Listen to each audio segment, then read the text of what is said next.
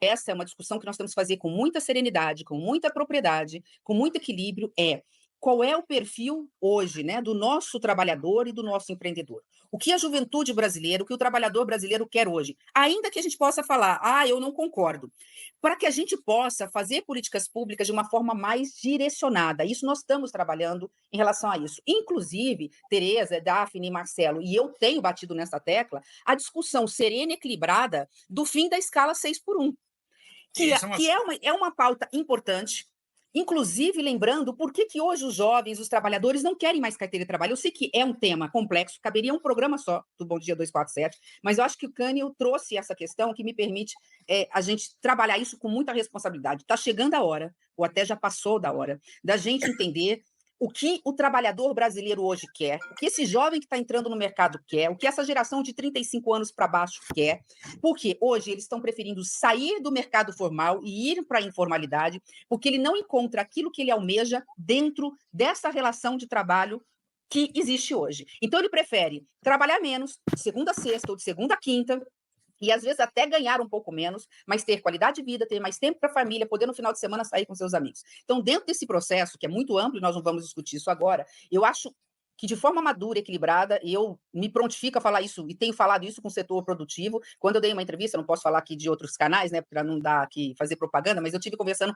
com uma grande jornalista, eu disse em cadeia nacional isso. Está na hora nós discutirmos, rediscutirmos a escala 6x1. Se não dá para fazer 4x3, que a gente possa falar de 5x2. Que a gente possa falar de 5x2 e talvez não no processo da noite para o dia, mas começar com as grandes empresas, as pequenas e os próprios MEIs, não tem condições, por exemplo, às vezes de fazer, mas tem 2, 3 funcionários, ele não consegue fazer com que o funcionário dá na escala de 5x2 para o funcionário, mas as grandes empresas, elas podem fazer, né, e fazer de forma equilibrada, né, colocando no seu balanço, não dizer, isso vai tirar, vai diminuir o PIB brasileiro, nós vamos entrar em recessão, como eu já vi gente falando. Desculpa eu estar apenas colocando elementos na mesa, mas é o momento da gente, o governo do presidente Lula agora entrou no processo, o presidente em rede nacional, Marcelo, falou recentemente, está na hora de discutirmos com responsabilidade o fim da escala 6x1, e é isso, né, com equilíbrio, sem preconceitos ou preconceitos, para que a gente possa avançar e mostrar para o próprio empresário que ele vai ganhar com isso, não é só o trabalhador. Bom, ministra, seu som desligou, seu microfone desligou sozinho. A senhora está sem o som, tá? Deixa eu ir para aproveitar que a senhora entrou no 6x1. Ontem eu frequento aqui em Laranjeiras o Chorinho da Praça São Salvador e encontrei as bordadeiras, essas que fazem bordados, linha do Rio, fazendo, eu até mandei para a Daphne, se ela quiser mostrar a imagem, os crachás de 6x1. É uma ideia que pegou na sociedade. Pegou feio. Agora, vai gerar discussão. Como vai gerar discussão, a questão que aí é na sua área de planejamento, de como fica a Previdência com a uberização e os trabalhadores autônomos que não são CLT, não pagam Previdência, e lá embaixo isso vai afetar a rede de aposentados e vai afetar os futuros aposentados. Como resolver esse problema? Bom, Marcelo, perfeito. Isso me faz colocar uma outra coisa na pauta fundamental, né? E a gente já está discutindo planejamento, já há algum tempo aqui na conversa hoje aqui do Bom Dia 247, né? Porque assim, o Ministério do Planejamento e Orçamento, eu falo assim que eu tenho 2 ministérios, do presente e do futuro. O do presente é como pagar o café da manhã, o almoço e jantar, que é o orçamento, né? Como resolver o problema hoje, né? Como não deixar o paciente morrer, que são todos nós, cidadãos brasileiros. Essa é a minha responsabilidade enquanto ministra do Orçamento. Não pode faltar dinheiro para políticas públicas, ao mesmo tempo que eu não posso gastar mais do que arrecado, senão se impacta, né, os juros e vem inflação pela frente. E a inflação é o pior dos impostos para os mais pobres. Mas, ao mesmo tempo, isso a gente está fazendo desde o primeiro dia do governo do presidente Lula, é planejar o futuro. Como que vai ser o Brasil em 2030? Como será o Brasil em 2035? Então, entre outras coisas, a gente vai entregar esse ano, o presidente Lula vai entregar a estratégia do Brasil 2050. Que Brasil nós teremos nos próximos anos? Baseados nos estudos do IBGE, baseados no trabalho do IPEA e ouvindo a sociedade brasileira. É uma estratégia que traz, entre outras coisas, e aí eu vou direto à sua observação, Marcelo, num dos guarda-chuvas, e são 4 grandes temas, a questão da demografia.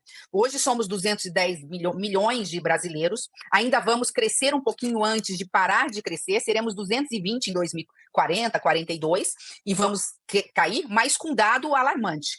O Brasil está envelhecendo mal, porque o Brasil está envelhecendo antes de ficar rico enquanto nação.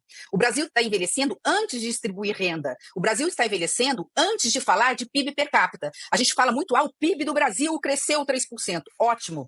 2 anos consecutivos, isso não acontecia há muitos anos. Só que o importante é, nós precisamos ter um PIB per capita, ou seja, a riqueza individual de cada cidadão brasileiro em níveis europeus.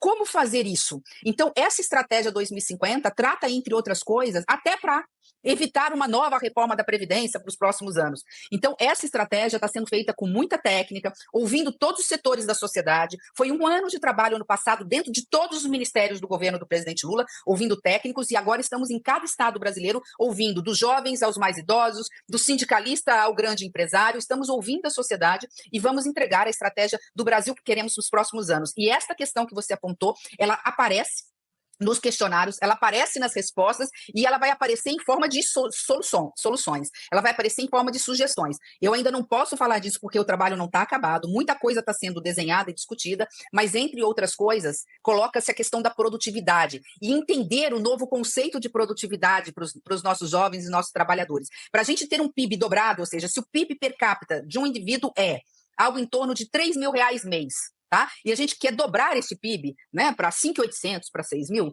a gente precisa, entre outras coisas, isso está aprovado, aumentar o tempo, os anos das nossas crianças e dos nossos jovens nas escolas. Passar para 13 anos e meio, sendo que hoje a gente tem algo em torno de 11 anos e meio, 12 anos. E daí por diante. É muita coisa, não vou aqui me delongar, eu estou monopolizando demais aqui o tempo de vocês, né? A gente está aqui já falando há algum tempo na conversa, mas a gente está tratando essa questão demográfica aliada à questão previdenciária dentro dessa estratégia 2050. De que forma? Diante dessa precarização das relações de trabalho, diante também de outro lado, de não conseguir mais colocar o gênio dentro da lâmpada, é preciso entender que os jovens têm uma nova mentalidade em relação às relações de trabalho. De novo, Marcelo, podemos concordar ou não, mas esta é uma realidade que precisa ser enfrentada pela sociedade brasileira. Nós temos que, primeiro, garantir dignidade para esse trabalhador, né? Segundo, tentar ao máximo garantir que o trabalhador queira ter carteira de trabalho assinada. Por isso é ambiente de trabalho, né, salubre, saudável, escala 5x2, de que forma nós vamos garantir qualidade nessa relação trabalhista. E de outro, para aqueles que não querem, né, de que forma garantir segurança jurídica para que na velhice ele possa ter aposentadoria e, por fim, né, que todos nós possamos ter aposentadoria. Porque quando a gente fala de orçamento e fala por que falta dinheiro para construir casa, por que falta dinheiro para fazer uma rodovia, por que falta dinheiro para zerar a fila de programas sociais, a gente se esbarra de que o maior gasto hoje do governo federal, o maior, indiscutivelmente e muito longe dos demais, é com gasto previdenciário.